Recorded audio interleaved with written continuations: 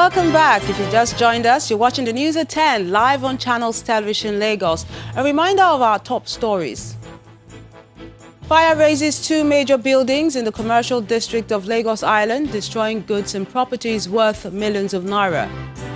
Senate rejects President Buhari's nomination of Dr. Joy Nune as a member representing Rivers State on the board of the Niger Delta Development Commission, NDDC. Court orders Nigerian Army to suspend the ongoing Operation Positive Identification. And scientists endorse research that says the world is facing a climate emergency, even as the United States begins process of withdrawing from the Paris Climate Agreement.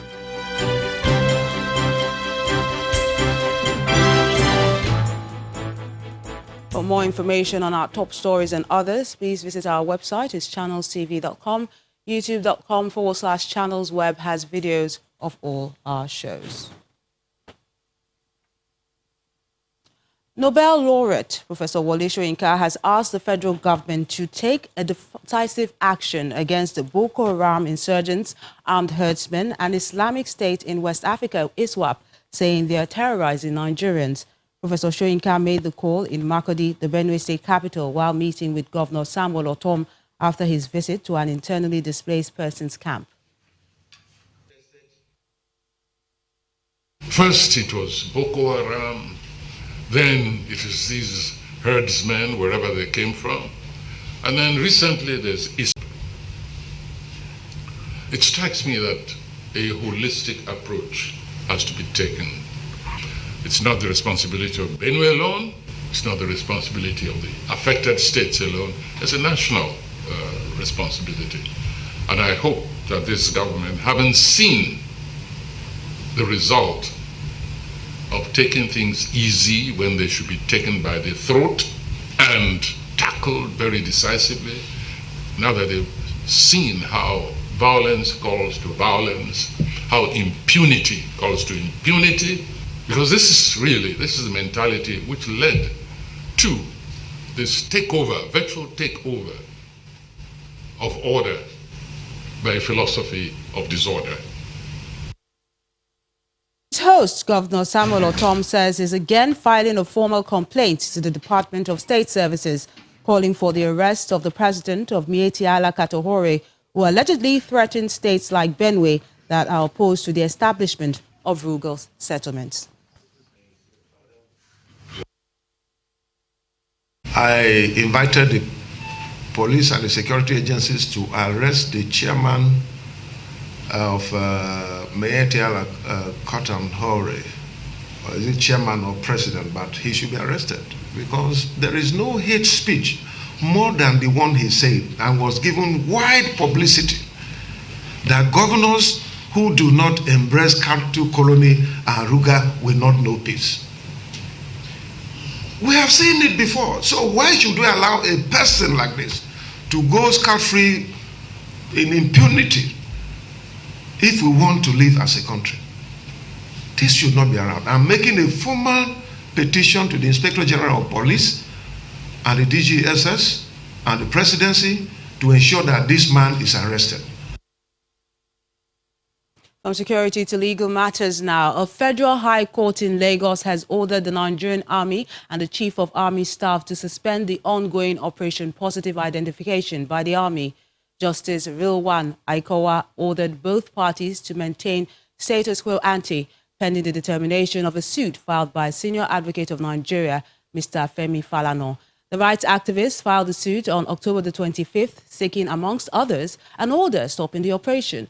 When the matter came up today, none of the respondents were in court. Mr. Falana informed the judge that the respondents had been served the processes and the proof of service was in court's file. But the principal legal officer from the Ministry of Justice asked the judge to grant an adjournment to give the respondents time to harmonize their positions. Justice Aikawa adjourned further proceedings till November the 18th. At another court in Lagos, a woman accused of locking up a 17-year-old girl in a warehouse in the Isheri area has been arraigned before a magistrate court in Ogba. She's facing a one-count charge of deprivation of liberty, which is contrary to Section 272 of the Criminal Code of Lagos. She was accused of locking up a girl identified as Blessing who told Channels Television yesterday that her boss, Mrs. Mary Ido, kept her there after she decided to quit working for her as a domestic help. Blessing was left in the warehouse overnight but was rescued by police officers after neighbors tried to force the gate open. The case has been adjourned till January the 19th, 2020, while the victim has been sent to a motherless baby's home in Bagada and the suspect remanded in prison custody. The trial of the former chairman of the Pensions Reform Task Team, Mr. Abdulrasheed Maina, stalled at the Federal High Court in Abuja today due to his sudden ill health, which placed him on bed rest. Mr. Maina is being prosecuted by the federal government on a 12-count charge bordering on alleged 2 billion naira pension fund fraud, money laundering, operating fake bank accounts, and other fraudulent activities.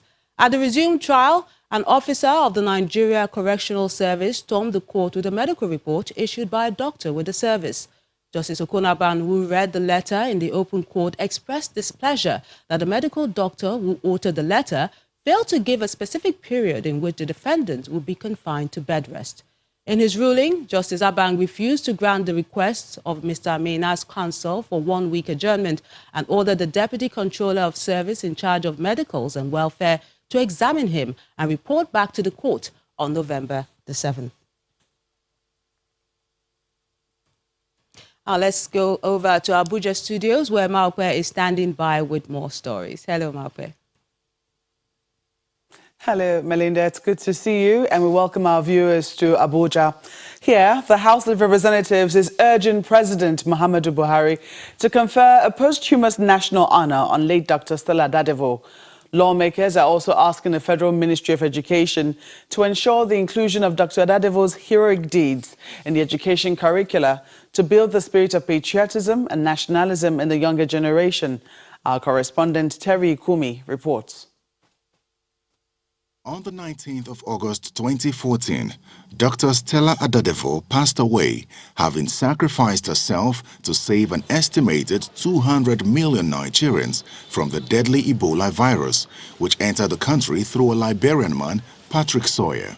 Dr. Dadevo, in a heroic move, held down Mr. Sawyer and, with the support of her staff, prevented him from leaving the hospital, thereby contracting the deadly virus. We must honor such individuals. 5 years later, her name reverberates in the House of Representatives as an unsung hero. In the course of immortalizing the name of this woman, that they should take a step forward by also giving something that is very good to the family. In the fight of Dr. Dora Kunyili, in trying to make sure that we erase substandard drugs, what has been her position after she has been dead? Let the honor of Dr. Dadevo stand as a source of encouragement to others to perform patriotic acts. All is not politics. We cannot give national honor to politicians only. It's time for our country to begin to cherish those who died in active service. The lawmakers want her immortalized. Her name of the doctor in question be named after a prominent medical institution in Lagos. A related motion on the need to avert what this lawmaker calls a looming reoccurrence of the Ebola crisis in the country following the outbreak of Ebola in the Democratic Republic of Congo earlier this year is also raised. Worried that given the proximity of the Democratic Republic of Congo to Nigeria and other West African countries, if necessary measures are not put in place to prevent the recurrence of the pandemic in the densely populated country like Nigeria, the impact may worsen and become difficult to cope. The federal lawmakers also want the Ministry of Health to employ precautionary screening measures not only at the airports but also the seaports and land borders. It's been 5 years now since the country was declared Ebola-free by the World Health Organization, owing largely to the heroic efforts of Dr. Stella Dadevo and her medical team. The responsibility now lies with the government to ensure that the country remains Ebola-free despite the reports of Ebola infections from neighboring countries. Terry Ikumi, Channels Television News. And staying with health matters, it's impossible to achieve universal health coverage and reverse medical tourism in Nigeria unless medical practitioners recognize patients' care and rights as the core of their practice. That is according to the governor of Delta State, Dr. Ifeanyi Okowa, who is speaking at the 2019 National Health Summit in Abuja. According to him, there is a growing lack of confidence in Nigeria's health sector because of the attitude of some health workers who do not believe that the patient has rights that must be respected. Dignitaries, including state governors, traditional rulers and the diplomatic corps, converge on the International Conference Center in Abuja for the second National Health Summit. The last time a similar gathering was held was 6 years ago. A meeting, some say, prepared the ground for the 2014 National Health Act as it deliberated extensively on healthcare financing.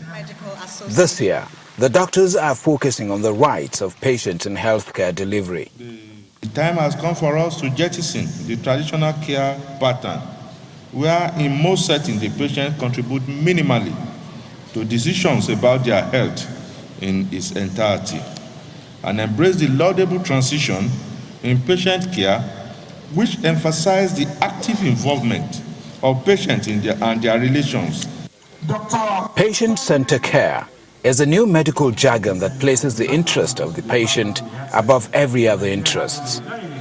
Addressing the gathering, the keynote speaker insists that medical practitioners must, as a matter of urgency, imbibe this culture in order to reverse medical tourism and achieve universal health coverage. The Nigerian patient, if you treat him well, if you create a partnership that is enduring, will not forget the good that you have done. But when we treat them as if they are just a burden to us or a burden to the nation, even the very poor amongst them will start to look for funds to go overseas. In consonance with our physicians' pledge, our patients ought to be respected and treated fairly. The Minister of Health, who represented President Muhammadu Buhari, maintains that the health sector is in dire need of reforms. Loss of confidence in our hospitals is the father of medical tourism. There is no doubt that our health system is in need of review, and particularly that our hospital systems and service provision need some reforms. Nigeria's health sector struggles with myriads of challenges, including poor funding. Out-of-pocket spending is still very high and represents about 70% of total health expenditure, a situation that many experts say must be addressed urgently in order to achieve the goal of universal health coverage. When the News at 10 returns, scientists endorse research that says the world is facing a climate emergency, even as the United States begins process of withdrawing from the Paris Climate Agreement. That and other international stories and around the world in 5. Do join us again.